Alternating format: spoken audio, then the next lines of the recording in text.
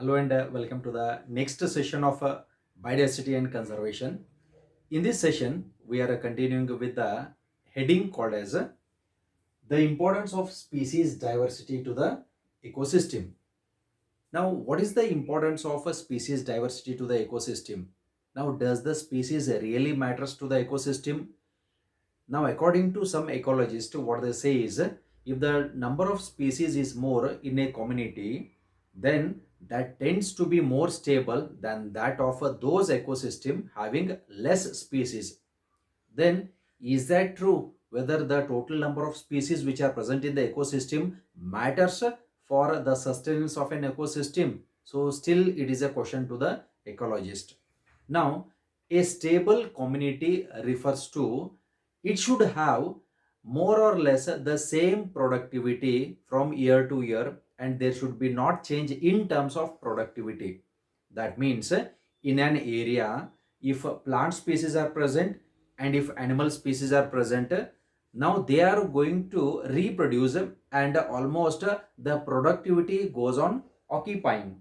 As a result, the productivity should not change, or there should not be more variation product in terms of productivity from year to year. So that is what the ecologists think. Then a stable community or a stable ecosystem is that ecosystem in which as many species are present there, as there is no change in the productivity, and the productivity should not be altered either by the natural disturbances or by man-made disturbances. So the productivity should remain same or constant. This is throughout the year. So this is what is called as a stability of an ecosystem. Then how do we come to know that an ecosystem is stable? Now we'll come to know the stability of an ecosystem based on the species which are present in that habitat. Now we arise a question, when we are talking about an ecosystem, what exactly is ecosystem? Now ecosystem is nothing but it is the interaction between biotic and abiotic components. Now whether the abiotic components are dependent on biotic components or whether the biotic components are dependent on abiotic components. The question comes, do we require air or does the air requires us? Yes, it's a general common sense point that we know we depend on the air for our survival. That means there is a continuous interaction between a biotic as well as a abiotic components. This is what is termed as a ecosystem. And as we are talking about the stability of the ecosystem should be stable in terms of its productivity.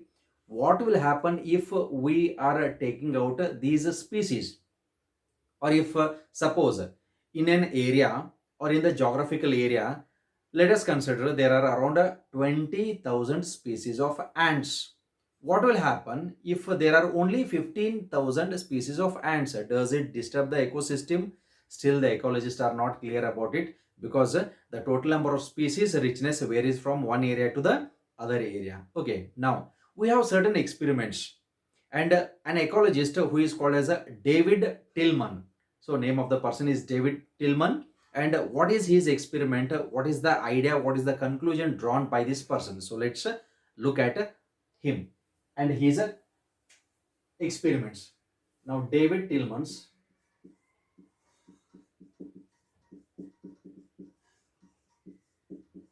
outdoor plot experiments.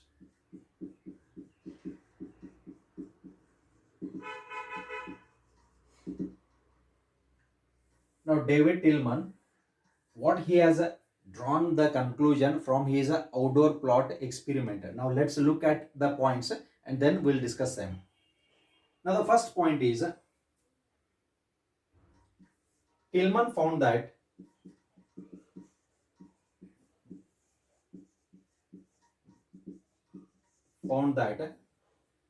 plots with more species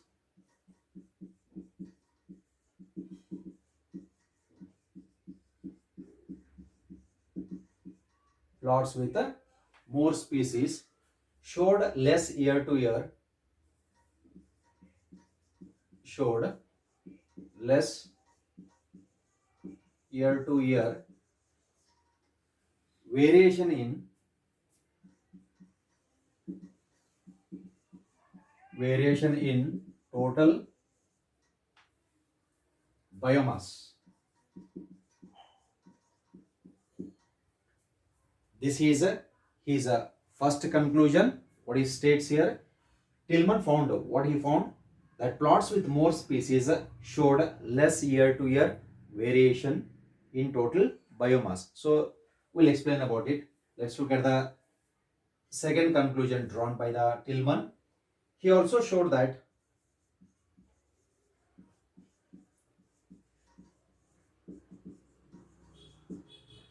in his experiments,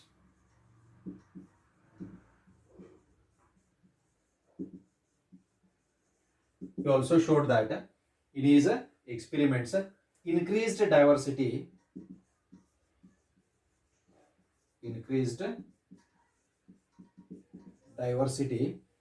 contributed to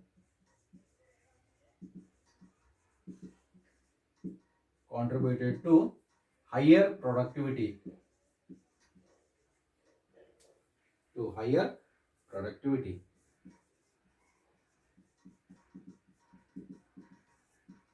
Now look at this point.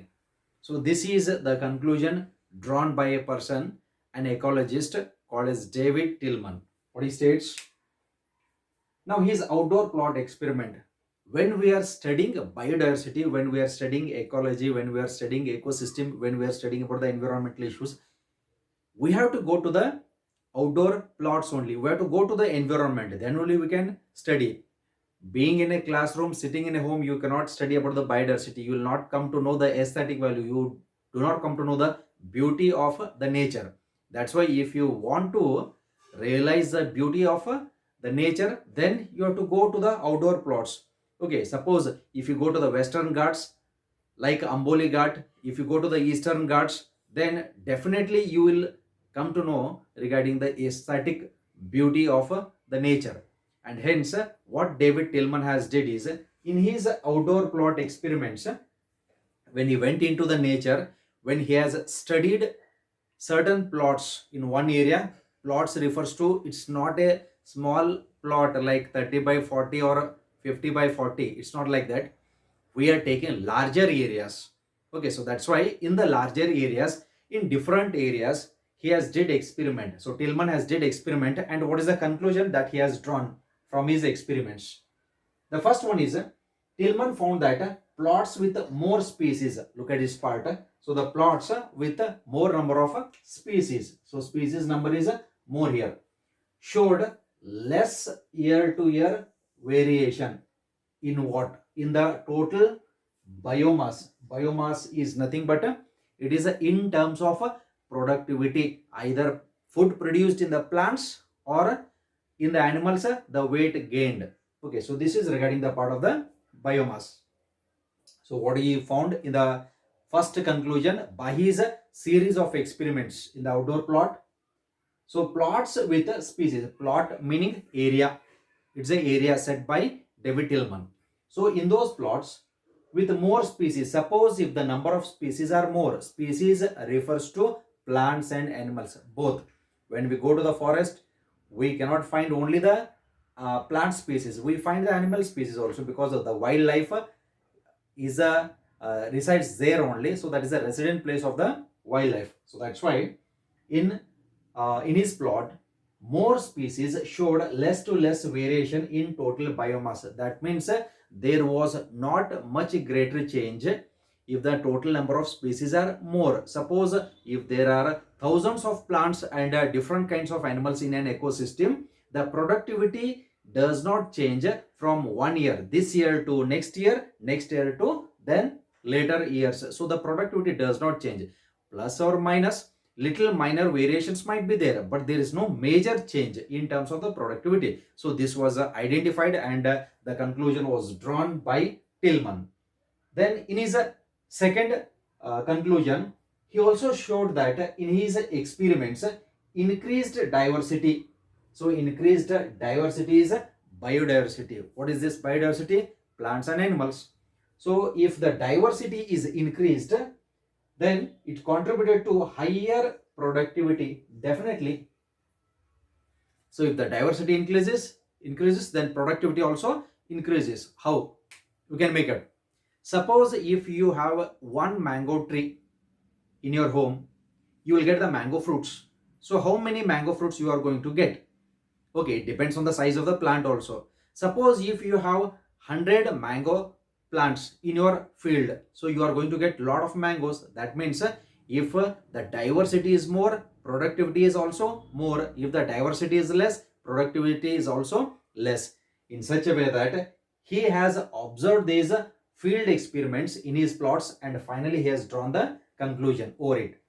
Now he showed that in his experiment, increased diversity contributed to higher productivity. If there is increased diversity, productivity will be increased. Okay, now look at his point. Is there any necessity of increasing the productivity? Yes, certainly. Because due to population explosion, you have studied in the strategies for enhancement in the food production that food has to be produced in large quantity, either it is by the plant source or the animal source. Irrespective of that, by these dual sources we are going to produce a lot of food. What is the necessity? Increased population will lead to demand in the food. When food demand increases, ultimately we have to produce a lot of food. What will happen if we are not going to produce the food? Then we have to suffer with the hunger and death due to hunger. So that's why it is a loss of the mankind, so it should not be done. So that's why we are going to produce food in large quantities. Similarly, we have to preserve our biodiversity, because if you preserve it, it preserves you. So that's why generally what we say is a Newton's third law apply here. Now if you save the nature, nature will save you. If you destroy the nature, it gives back the same. So think of it. Okay, so this is regarding the David Tillman's experiment, and his experiment is of outdoor plot experiments. Okay, so with this, let's move on to the next part. How we can compare the species and the ecosystem as it is present in the nature. How can we compare these? Okay, now there is one more famous ecologist whose name is Paul Ehrlich.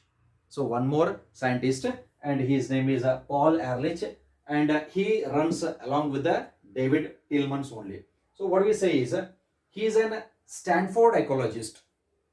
So who? Paul Ehrlich. He is an Stanford ecologist. Now what did he say? So he has given a story based on the ecosystem, how he compares the ecosystem with that of a plane. So we'll let's see it. We call it as an analogy also. We call it as a, instead of going to his name, let's look at his hypothesis, what he has given. So according to the hypothesis, what he states is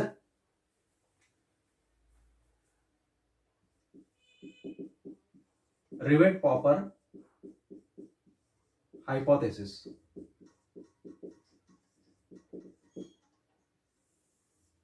This is the hypothesis given by Paul Ehrlich.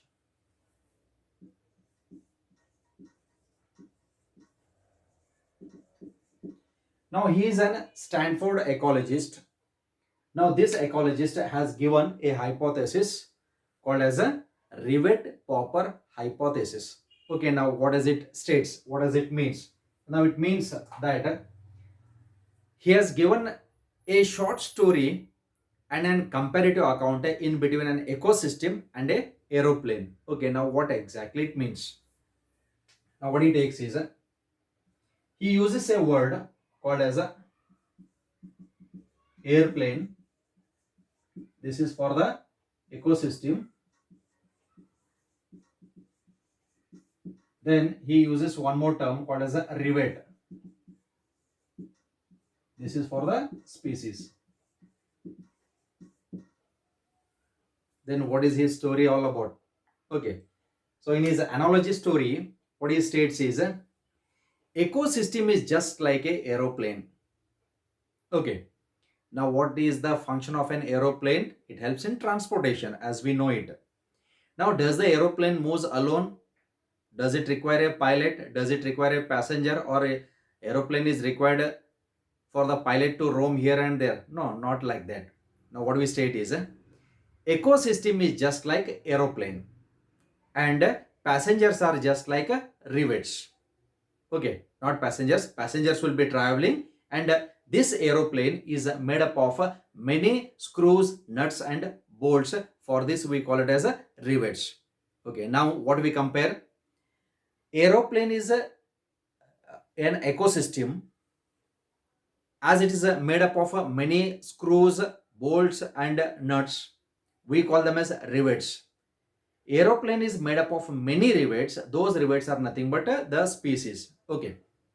When the passengers will be traveling in the aeroplane, what they may do? They may start to pop these rivets. Popping refers to losing the nuts, removing them. Now, generally, I think you might have experienced when you are traveling in any vehicle or in a bus.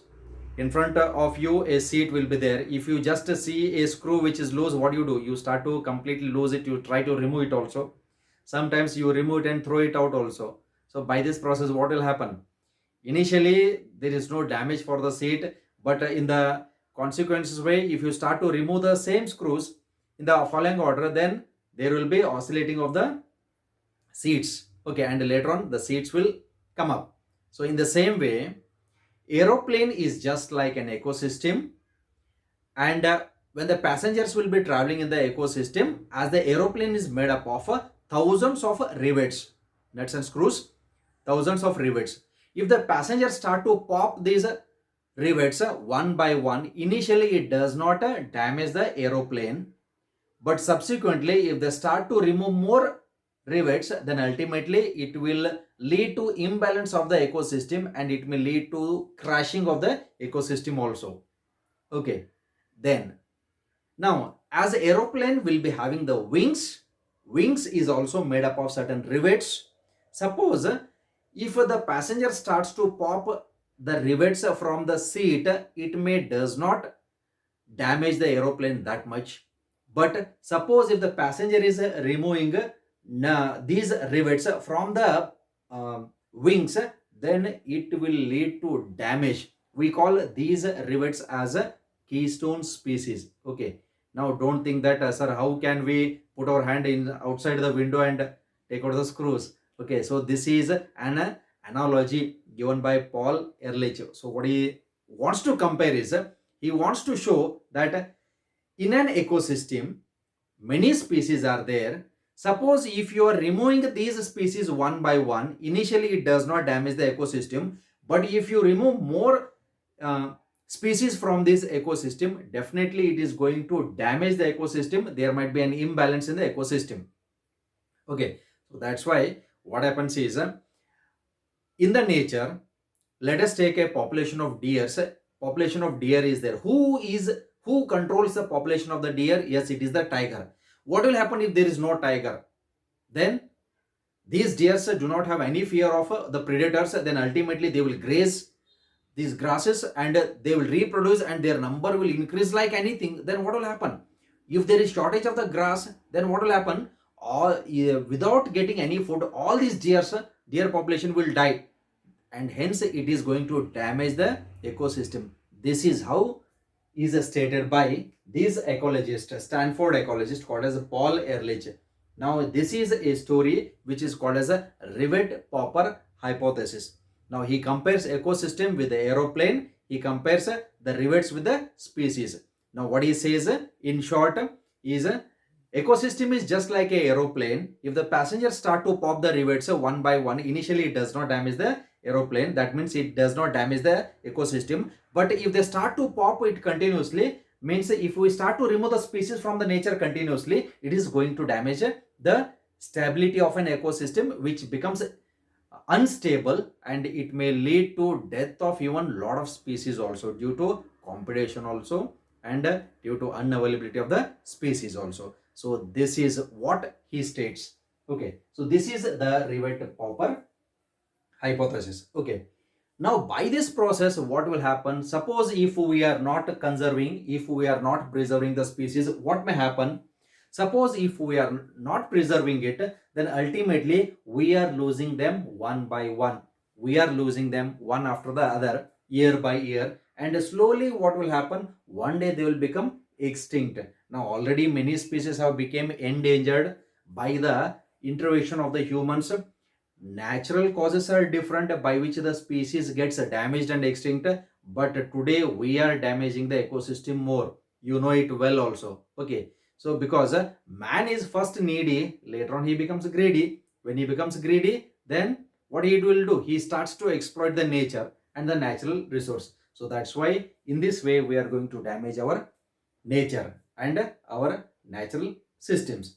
So that's why in the next part we are going to study regarding the loss of the biodiversity and how we lose our biodiversity. Okay, so let's have a look of loss of biodiversity, okay, in the next session.